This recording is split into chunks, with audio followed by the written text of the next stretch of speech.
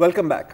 जैसे ही पाकिस्तान में इंटरनेट का इस्तेमाल बढ़ता जा रहा है, उसके साथ साथ साइबर क्राइम के वाक़यात भी बढ़ते जा रहे हैं।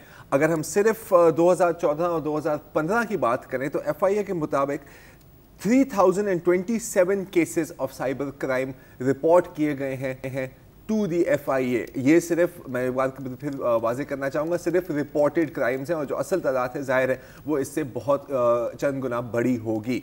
अच्छा, इन 3027 केसेस में से 45 केसेस 45% केसेस साइबर हरासमेंट के या ऑनलाइन हरासमेंट के, जिसकी अक्सर टारगेट्स ख़वातीन होती हैं। अब यहाँ हम फ्रेंडशिपर्स की बात नहीं कर रहे, जिस भी खातून ने कभी भी फेसबुक या कोई भी ऑनलाइन मीडिया इस्तेमाल किया होगा, उनको अच्छी तरह पता होगा कि मैं किस चीज़ की बात कर रहा हूँ। लोग आपको अजीब अजीब मैसेजेस भेजते हैं, दोस्ती करने की कोशिश करते हैं, वो इन केसेस में शामिल नहीं है। हम बात कर रहे हैं एक्सटॉर्शन की, हम बात कर रहे हैं ब्लैकमेलिंग की, हम बात कर रहे हैं कैरेक्टर असैसिनेशन की भी।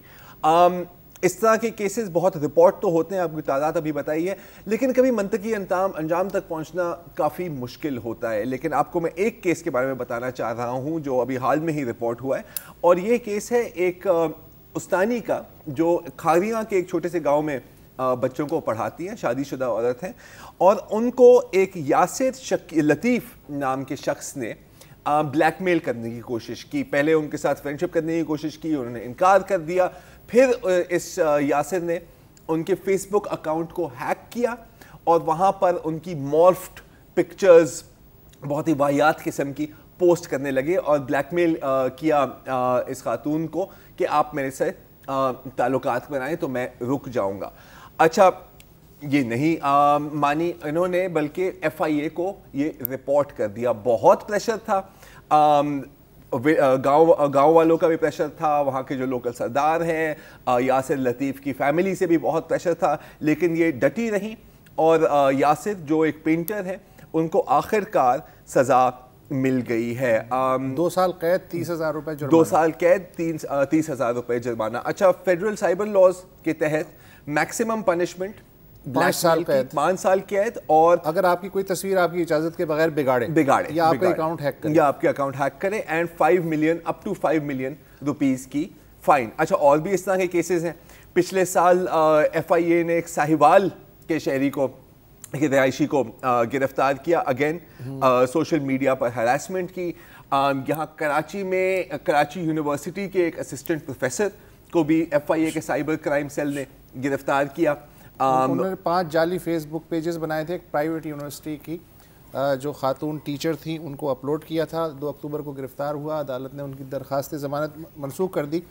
यहाँ मैं एक चीज़ का, जो आपने खारियाँ की टीचर का जिक्र किया, उसके बारे में बताना चाहूँगा कि एक तो वो डटी रही, आउट ऑफ कोर्ट सेटलमेंट नहीं किया, उसने किसी प्रेशर में नहीं आई। FIA ने एक रिटर्न लेटर लिखा कि शाबाश है, तुम एक दलेर और लड़की हो, और ये बाकी जो लड़कियां जिनको इस तरह की ऑनलाइन हैरेसमेंट का सामना है, तुम उनके लिए एक मिसाल हो कि डटी रहो। बिल्कुल, आपको याद होगा कि मतलब पिछले साल की बात है जब ये लॉ पास हो रहा था और पहली दफ़ा इस पर इंफॉर्मेशन आ रही थी, तो हमने FIA के साथ बात भी की थी, तो वो यही कह रहे थे कि लोग पीछे हट जाते हैं और ये एक बहुत बड़ा मसला है।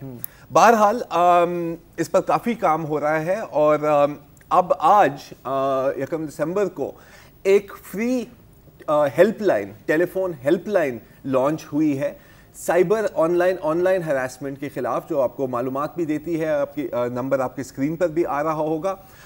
ये है डिजिटल राइट्स फाउंडेशन की एक प्रोजेक्ट है, साइबर हरासमेंट हेल्पलाइन इसे कहा जाता है। हमने बात की इनके जो प्रोजेक्ट हेड हैं शुमाइला खान साहिबा से कि आखिरकार इस हेल्पलाइन का मकसद क्या है और इस पे क्या इंफॉर्मेशन प्रोवाइड की जाती है। शुमाइला खान से मैं एक पहला सवाल आप पूछना चाह रहा हूँ। बिस्मिल्लाह करें। शुमाइला बीबी, ये बताइए कि ज़ाहिर है कि पाकिस्तान की पहली हॉटलाइन है ये साइबर हैरेसमेंट ख़वातीन के लिए, क्या वाकई ये मसला इतना शदीद है ख़वातीन को हिरासा करने का ऑनलाइन कि आपको बाकायदा एक एमरजेंसी हॉटलाइन कायम करना पड़ी?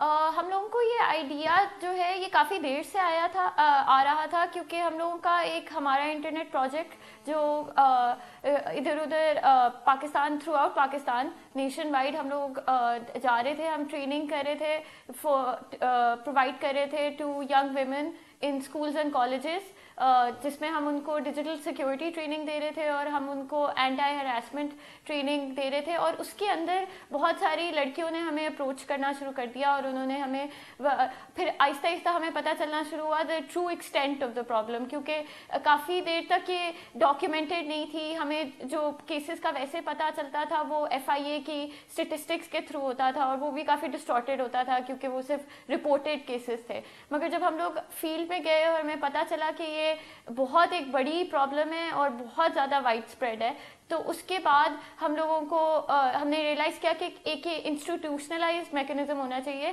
جو ایک جینڈر سینسیٹیو اور سیف انوائرمنٹ پرووائڈ کرے ٹو دیز گرلس جو اویلیبل نہیں تھا.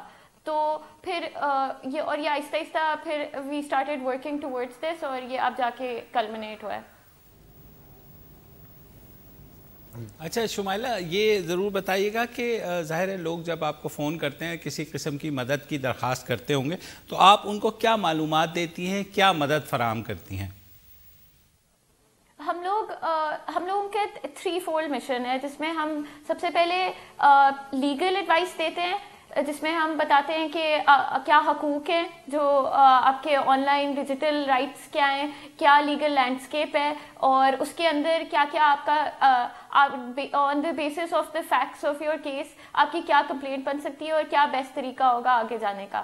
پھر ہم ساتھ ساتھ ڈیجیٹل سیکیورٹی کے سپورٹ دیتے ہیں. تو کبھی کبھار کچھ پرابلمس جو ہیں وہ صرف you don't have to go to the police, آپ پہلے ہی سالو اس کے اپنے تھرو ہی سیلف ہیلپ کے تھرو کر سکتے ہیں. تو ہم we walk people through the procedure, ہم ان کو بتاتے ہیں کہ آپ یہ کر کے اپنے آپ کو سیکیور کر سکتے ہیں. اور موسٹ امپورٹنٹلی ہمیں یہ لگتا ہے کہ کوئی اسپیس نہیں ہے جہاں پہ ایموشنل سپورٹ ملے اور اسپیشلی عورتوں کو, جہاں پہ ان کو ججمنٹ فری انوائرمنٹ ملے. تو ہم ساتھ ساتھ سائیکولوجیکل کاؤنسلنگ بھی کر دیتے ہیں. اور پھر اس کے بعد اگر ہمیں کوئی کیس ایسا لگے جو آف لائن وائلنس میں زیادہ جا رہا ہے یا ہماری ایکسپرٹیز سے تھوڑا باہر ہے, تو ہم ایک ریفرل نیٹ ورک بھی ہے ہمارا جس کے اندر ہم پھر اپروپریٹلی لوگوں کو ریفر کرتے ہیں. اچھا شمائلہ, ایک آخری سوال ہے. آج کل ظاہر ہے کہ بچہ آن لائن ہے, سب لوگ سوشل میڈیا پر ہوتے ہیں اور اکثر انہیں پتہ بھی نہیں ہوتا کہ یار میں اپنی پرائیویٹ انفارمیشن پوسٹ کر رہا ہوں اور اس کے کیا خطرے ہو سکتے ہیں. تو اگر آپ تھوڑی سی ہمیں مختصر انداز میں بیسک گائیڈ لائنز ہمارے ویورز کو بتا دیں, اور خاص طور پہ خواتین, کہ وہ اپنے آپ کو آن لائن محفوظ کیسے کر سکتے ہیں.